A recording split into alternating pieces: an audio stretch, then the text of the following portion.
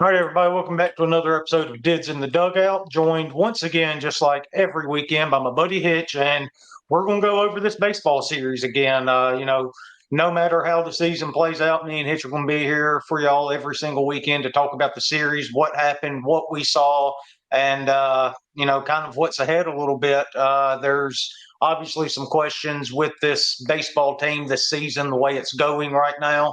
I'm not going to dive into all of that quite yet. I think I'm about a series away from really diving into a state of the program type talk here, Hitch. So I think I'll save that for one more weekend. But obviously, if you watch all three games like me and Hitch did, Rebels ended up getting swept once again. This time on the road in Fayetteville, Arkansas, against number one team in the country.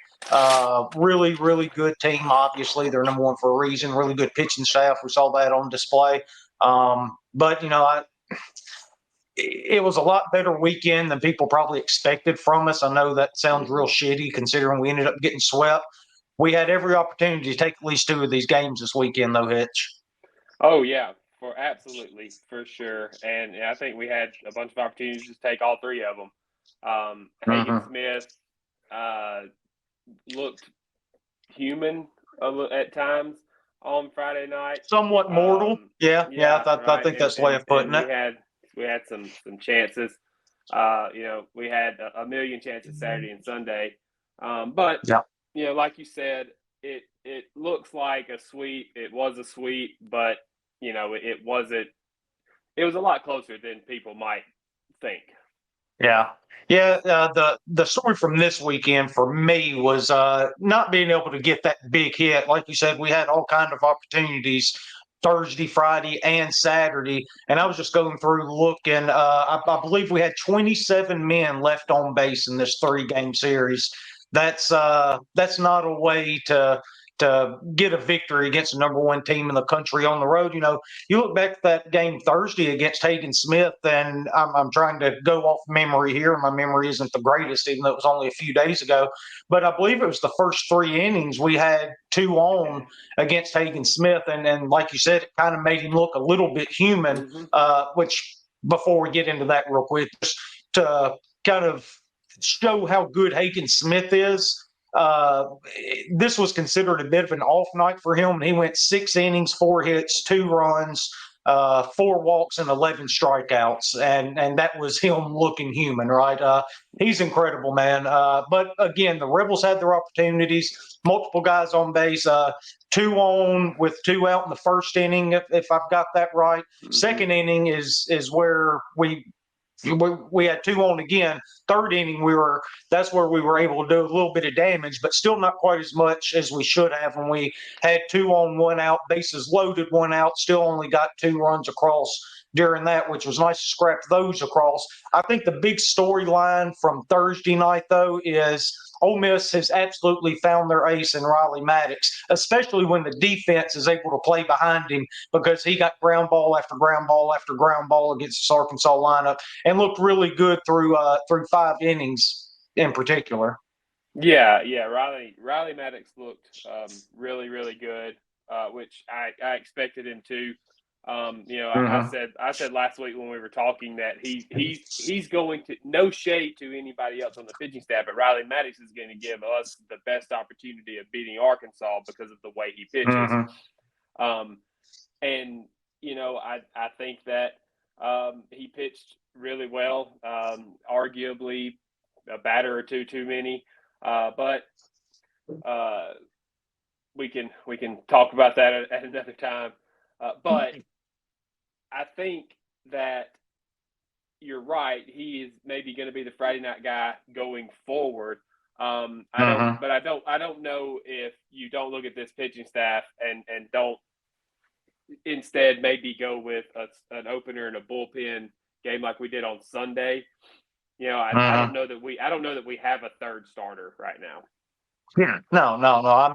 I'm squarely in that camp too. I don't think we have a third starter. But yeah, I do want to dive right into that 6th inning there that has brought up so much controversy for in my opinion, whatever reason. I don't get the controversy behind it. Riley Maddox started that inning with 57 pitches through 5 innings. He was incredibly efficient, incredibly effective, ground ball after ground ball after ground ball there, like we talked about. And he had 11 ground ball outs going into that inning already. I mean, the sinker was really working for him. Come into that 6th inning, ends up, I can't remember if he gave up a base hit or no, we walked the leadoff guy. Yeah. And that's when Bianco sent Josh Mallett down to the bullpen to start warming up. Great move by Mike there. There was nothing you saw leading into that 6th inning that would have made you get somebody up in the bullpen before the 6th inning, though, was it? I mean, look, 57 pitches, the way he was rolling. I don't blame Mike for not having somebody up in the bullpen before that inning started. Now, I thought he did a good job getting Mallett's up when he did, when he saw Mallett's kind of start losing control of that sinker a little bit. Yeah, I was going to I would have to look and see how many pitches he's thrown in previous games. But Yeah. it feels like 60. It feels like he hasn't thrown many more than 70, 75 pitches. Well, and so if I'm Mike, I probably have somebody up at as that inning starts, right? I send somebody down to the bullpen as that inning starts. But I don't think that matters really. I think that after he gives up the walk to Stovall on 8 pitches, right, and then he goes 3-0 and walks McLaughlin there, I think at that point you give him the hook right there. You don't let him pitch to Aloy. Yeah, but my thing with that is, does Mallett have enough time to get ready, considering that that Maddox threw a 4-pitch walk the batter before that? So that's really 4 pitches plus a mound visit for Mallett to get ready. And I'm just not sure that he was able to get ready fast enough there. Right. I'm kind of looking here since you talked about the number of pitches. The Friday against Kentucky, Maddox threw 87 pitches that game, and trying to get back to see what the other one was before that. I was thinking he stretched out to 90 at one point. Yeah, maybe so. I hadn't even looked, but that's the only reason I could think of is having somebody up before that inning started, because the previous inning, right? They went 3 up, 3 down. He threw 1, 2, 3, 4, 5, 6 pitches in that inning, right? He looked pretty sharp. Yeah. Yeah. So that was. I thought Maddox played really, really well though overall for the Friday night there. So I didn't have a problem with the way that he was handled there. He just lost it way too fast for Mike to be able to do anything. I don't put that on Mike. But Maddox's final line. He put a good swing and it was on the ball and to the other way. Well, and it was a good pitch. It was the first pitch of the inning that went exactly where Riley Maddox wanted it to. He threw a sinker down and away, and Aloy was just ready for it, and he dipped down and he drove it the opposite way there. So, just as much as you hate to tip your cap at that point, Mallett comes in, 1 inning, 3 hits, 1 earned, 1 strikeout. Didn't look particularly sharp to me. Braden Jones came in and really pitched well, giving Ole Miss a chance there. But ultimately, Ole Miss does lose 5-2 there on Thursday night. Just some offensive standouts. Luke Hill went 2 for 4, leading our team with 2 hits there. That's the thing, though, right? I mean, you only get 5 hits and walk 5 times. So, 15 strikeouts just absolutely kills you. 9 men left on base. And as good as Andrew Fisher has been, you're not going to hear me or you say anything negative about Andrew Fisher because he's carried this offense. He was the one that was up that had opportunities there on Thursday night. He left 3 guys on base, but still went 1 for 4. But left those 3 guys on, wasn't able to get any RBIs there, even though he had guys on ahead of him basically all night. Like I said, Luke Hill 2 for 4 with a walk as well, so he was on base 3 times. It was just a really tough night offensively, but that's to be expected against a guy like Hagen Smith. So Rebels end up dropping a tough one there on Thursday with – go ahead. But at the same time, you had Andrew Fisher, 3 guys left on base, Jackson Ross, a guy left on base, Tracy Hughes, a guy left on base, Judd Udemark, guy left on base, and Braden Randall, guy left on base. So, Hagen Smith, as good as he was, like, you had opportunities with, I don't know, I'd say at least 4 guys going into the season, 4 guys you would say, I'm expecting production from these guys in this situation. That's why they're here. 100%. And we're not getting it, and especially on this Friday night in front of Hagen, against Hagen Smith, and so as much as we want to say we've been swept 2 in a row, we lost 2 out of 3 from Tennessee, we're really bad. Like, we're having the opportunities, right? We have, just look at the numbers. Yeah, we have the opportunities. We just have to take advantage of them, and it's a whole different, ball game, right? Arkansas left 5 men on base. We left 9 men on base. Yeah. That's the number. If I have it right, going into the Saturday game, so we played Thursday, played Friday, going into Saturday, trying to avoid the sweep. Already going into that third game, I Bleav we were 1 for 16 with runners in scoring position. I mean, they're doing a good job getting on base, getting opportunities, but unfortunately, we're not able to get any of them in right now, and that's what's really killing us. You sit here and look, just kind of comparing the games. Thursday night, we got out hit 7-5, right? So you're within 2 hits there. And then Friday night, you get out hit 9-6, and then in that one, you get absolutely destroyed by walks, right? Liam obviously had a tough time there throwing strikes, and then Saturday you get out hit 11-9. So it's not like you're completely inept there on offense, not giving yourself a chance. The difference is Arkansas took advantage of their chances where we weren't able to, and that's going to get you beat in this league, especially Thursday and Friday. I was sitting there kind of counting it up as it went.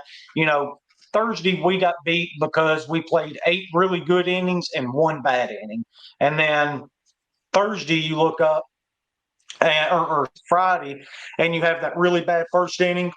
And I think we'll just go ahead and jump here right now. Yeah. Liam Doyle, he is a guy that obviously has really good stuff that we've been excited about for a while. Can you think of anybody that's more dependent on their success being more dependent on the umpire in the strike zone? Because if you don't give Liam that high call on his fastball, then it completely changes the entire dynamic of not only his game plan, but his ability to pitch in that situation. Yeah, for sure. I mean, and anybody that relies on that high spin rate, letter high fastball, is going to be hurt by not getting that pitch. And I mean, but that pitch is a strike. Like, I don't know. Yeah, well, it was a strike. Yeah, I don't understand why for 2 straight weeks the umpire or whatever the umpires decided for whatever reason that's not a strike, but it is absolutely a strike. I don't know why. And so I think what you see with a pitcher like Liam Doyle is when he's not getting that call, right, he then not panics, but he starts to nibble. He starts trying to try to bring it down just a little bit, to get it in there or wherever he's missing. And then he's at that point, he's not pitching anymore. He's just aiming and throwing it, and it's contagious, and one pitch leads to the next. And I think that's what you saw happen with Liam there. And I think he battled very much throughout 3 innings. Well, yeah, maybe not his best stuff, but he kept. I'm not sure I've ever seen a single pitcher get squeezed more in a game than Liam Doyle did on Friday, because he would even get away from that high fastball once they weren't calling it there in the first inning, and he would start throwing his slider, particularly against lefties. Yeah, and he still wouldn't get the calls there. He tried to work lower in the strike zone. They still wouldn't give him the calls on his breaking ball there. I mean, there was literally nothing he could do seemingly to get any sort of call from the home plate umpire there. And it sucks. I'm not one to blame umpires or anything like that. And there were several times when Ole Miss was at bat where they were squeezing the Arkansas pitcher too. It was that particular umpire. They just did a lot better job taking advantage of it on Friday than we did. I'm not taking anything away from Liam here. He still battled, gave us 3 in the third, even after that. I think it was a 37 or 38 pitch first inning there. Mm-hmm. So to be able to give us some sort of length at that point was really nice to see. Mitch Morrell comes in, does a really good job, and keeps us in it because at this point, Ole Miss is really battling back. It's a 4-3 game when Mitch Morrell comes in, and he ends up going 2 1/3 for us right there. And then, bring in Wes Mendez. And, he's a talented guy from the left-handed side, and I understand why he got brought in to face Peyton Stovall there. Unfortunately, he wasn't able to go right at Peyton. He ends up walking him, putting him on, and that ended up being the undoing for Mendez as the righty got back up to the plate, and that's when they hit that 2-run homer there. So, but yeah, that was just Aloy. I mean, that kid had a weekend. Oh yeah, well, it wasn't only him, but hell, Nolan Souza didn't start until the Friday game, and he ends up going 1 for 3 there. And then, as we'll get into here in a minute, starts that Saturday game, and without him, we beat Arkansas running away on Saturday, right? Just had an unbelievable Saturday game there for Arkansas, for a guy that doesn't play just a whole lot, but. One big bright spot for the Rebels, obviously, on Friday. Andrew Fisher had a big game, 2 for 4, 2 home runs, 3 RBIs. But then, again, it's kind of looking up and down. This box score here, we only walked 5 times there against Arkansas, and we strike out 11 and leave 8 guys on base. Had so many opportunities and just wasn't able to take advantage of them. It's kind of the same old thing here for the last couple of weeks. Yes, Sir Andrew Fisher woke up and chose violence on Friday. He did. He said, "I ain't leaving nobody on base today because I'm gonna clear him." That second ball he hit, it will not show up. It will not show up as very impressive on the distance, or maybe probably even not even the exit velo. But man, how he hit that ball out. Mm-hmm. With the amount of topspin that had to have been on it is unbelievable. It was crazy. But he's a guy that he has to be considered, one of the top guys in the SEC this year. I don't think there's any doubt about it. Yeah. Going into his junior year next year. Yeah. He's going to have to be the best, if not the best, third baseman going into 2025. Yeah, he's been absolutely incredible. Huge pickup for the Rebels. I'm not real sure where this offense would be without him. He's obviously been the most consistent as well. But end of the day, Rebels dropped that one 8-3 to lose the first 2 games of this series. And this Saturday game felt really, really important. Yeah. And look, you end up starting Mason Nichols, and the guy comes in and, as far as I'm concerned, did a really good job for you. He goes 3 2/3, gives you 71 pitches, 3 walks, 4 strikeouts, only 1 earned run allowed. I thought Mason was really good for us on Saturday, and that may be something to look ahead to. Maybe he's able to get another shot next weekend. But just real briefly, what did you think about Mason in his first start as a Rebel? Yeah, I think that he looked about exactly as how I expected him to look. But I can say that I think Mike left him out there too long. He shouldn't have trotted him back out there. No, I actually said after he got out of that 3rd inning there, I was sitting there watching with my dad, of course, and I said, man, I hope Mike's got somebody in. You can't run him back out there for the 4th inning. Yeah, I thought the same thing. I thought whatever he was at, 70 pitches, ever how many pitches he had. Don't. He was approaching 60 at that point. He had already been up at least twice. Yeah. But really worked out of a couple jams too already. Like it wasn't like it was the cleanest 3 innings you've ever seen. Now credit to him, he strikes out the side on like 10 pitches, I think it was in the first inning, but it was kind of a grind there the second and third inning for him. But credit to him, he was able to get out of it completely unscathed and kept giving us a chance there. And it just running back out there for the fourth, and you end up getting bases loaded with it was either no outs or 1 out. I can't remember what it was there, and then you get Josh Mallett's back in there. He comes in, and second time this weekend, you see him get trotted out there. It's something we've talked about a good bit this year. Want to see him twice on the weekend, see how he'd be able to handle it. Only goes a third of an inning, gets out of that fourth inning, but then fails to record a single out there in the fifth. Final line, 3 hits, 2 earned, 1 walks, no strikeouts. Didn't look particularly sharp coming in 2 days after pitching there on Thursday. But then Mike goes right back to the well again. Braden Jones, the guy that pitched 2 innings on Thursday night for us, comes in 2/3 of an inning, gets out of the jam, doesn't give up the runs or any on his ledger. Though he did give up 1, if I remember right, that ended up going towards Josh Mallett's line there. But Braden, I thought overall looked fine. He got squeezed a good bit too. I remember being pretty damn pissed there for a little bit. With a couple pitches that he threw that I thought would get him out of the inning without giving up any runs. But that's just not the way it ended up going for us.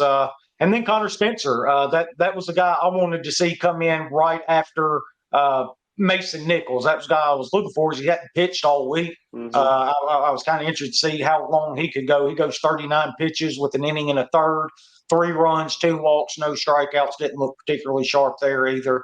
And then Ryan Rodriguez, Sam Takuyan come in, combine for 2 innings, no runs to end it for the Rebels there. Rebels, to their credit, really battled back in this one. It was a 3-2, or no, it was a 4-4 game. 3-3 game, sorry. 3-3 game going into the 7th inning there. And that's when Arkansas hit the 3-run bomb and then was able to push across another run to make that a 4-run frame. And, for all intents and purposes, you thought that was really it, right? I mean, we're still going to keep watching, see if anything happens. And it almost did in the 9th. Credit to Ole Miss having the time run come up to the plate. And just for a second there, I thought Ethan Leger tied us up, right? Put a really good swing on it there. That one got me out of my seats and got me yelling a little bit, but ended up falling just a little bit short there. Anything in particular you saw out of this Saturday game from Ole Miss? No, I mean, yeah, you want to hear something? You want to hear a real bad stat that I saw? Yeah, hit me. So Jackson Ross left. No, 8 people. I'm looking at it right now. 5 on Saturday. Yeah, 5 on Saturday. 5 on Saturday. Because you look at it, and the top 4 in the lineup on Saturday: Luke Hill 1 for 4 with the walk, Andrew Fisher 1 for 4 with the walk, Ethan Groff 2 for 4 with the walk, Ethan Leger 1 for 5. Those are the 4 hitters in front of Jackson Ross. There was runners on base every time he came up to the plate, and he just wasn't able to get them in. The 3 strikeouts in particular really kind of grind your gears a little bit when you see how many guys we found. But that was the case the whole weekend. I felt like we had such a good plan offensively, and we were able to get to these pitchers, get guys on base. But again, we couldn't get that damn hit to get the runners in to break this thing open. To me, that's the frustrating part of the entire weekend, is to do that 3 games in a row. Oh, yeah, for sure. I like I said, I would so much rather get beat like we did against Tennessee. Just come in and beat my brains in for 7 innings. Well, just end it early at that point. Yeah, right. Yeah.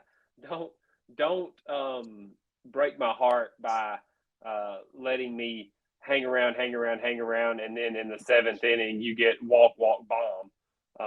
Yeah. I hate that. But sucks. Yeah, hey, but credit to Brady Taggart on Sunday too. I mean, he didn't go but a little over 4 innings, but man, I thought he looked incredible. He really had that 12-6 curveball working, and I thought he looked good. And then Arkansas's pitching staff, as advertised, right? Their bullpen was very good. Will McIntyre was good twice. The freshman Gackle was good yesterday. Really good. Yeah.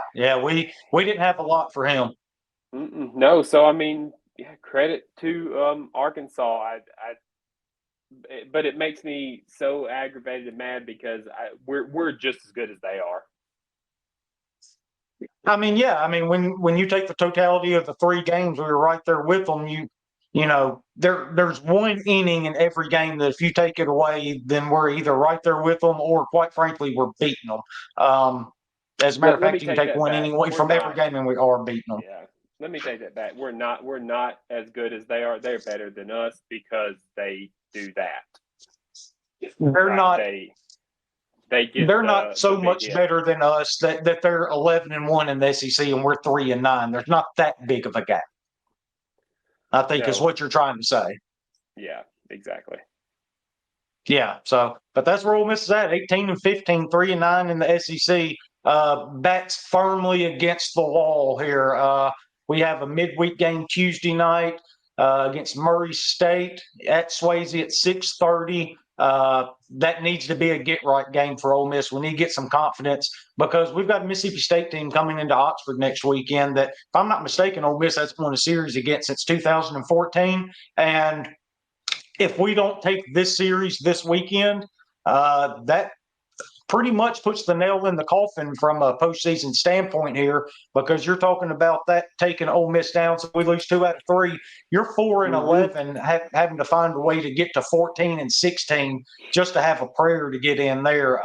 So Ole Miss really, really needs to find a way to take at least 2. Quite frankly, we need to find a way to sweep. At that point, you've got to sweep Texas A&M, Alabama, and LSU and Auburn. That gives you 12. Plus the 4 you're at, 16. Yeah, see, that's not going to happen. So we need to start making up some room in the standings, and we got to start doing it this weekend. That's something me and Hitch will dive into, obviously, later on this week when we do our preview show of Mississippi State. Big series, though. Obviously, arch rival. State's playing good. They're a little pissed off right now after what happened against Georgia on Saturday night. So we're absolutely going to get their best. But again, we'll dive into all that later this week. We'll probably go ahead and dive into the Chris Beard stuff, him staying at Ole Miss instead of going to Arkansas. We'll do that next week on our show as well. We just didn't have time to get into it this weekend on the recap show. So we'll take a couple more days, kind of dive into it a little bit more, and then give y'all our opinion on that. Yeah, there'll probably be I would have. I'll tell you what, if Arkansas doesn't have anybody hired by then they're in trouble. Because you've got the portal and everything going on right now. I'm available. Okay, yeah. Let's get hitched to Arkansas. Let's go ahead and get that campaign going. Y'all go ahead and send all your emails to Hunter Yurichek. I can't think of another program that I'd rather run into the ground. I don't know. I can think of at least one more, but they would never get me on that campus to give me the opportunity to run them into the ground. So. But, all right, y'all, we'll go ahead and wrap it up there. Again, another disappointing weekend for Ole Miss baseball. We dropped 3 in Fayetteville, dropped 18-15 overall, 3-9 in the SEC. I'm not ready to do the sky is falling conversation quite yet. Like I said, I'm going to give it one more weekend, see where we're at there. This weekend showed a lot of positives. Unfortunately, positives don't put wins in the win column. So they got to start doing that. Hopefully they can build off some of the positives that we were able to see this weekend. But bottom line, this weekend, they've got to start racking up some wins. You got to beat Murray State, and then you got to go take 2 from Mississippi State on your home field, if not 3, to kind of get this thing going in the right direction. If they can't do that, then we're probably going to be having a different conversation come next Sunday, Hitch. But we'll see what happens there, though. And Hitch, appreciate you joining me once again, and look forward to talking with you again next week to talk about the Mississippi State series, the Egg Bowl on the Diamond in Oxford. Yeah, I'm ready for that. I'm actually looking at stuff right now, getting my thoughts together. Very good, bud. Well, I'll talk to you before then for sure, but we'll come up here and hit the record button probably on Wednesday and next week, and we'll dive into it. All right, man. Hotty toddy.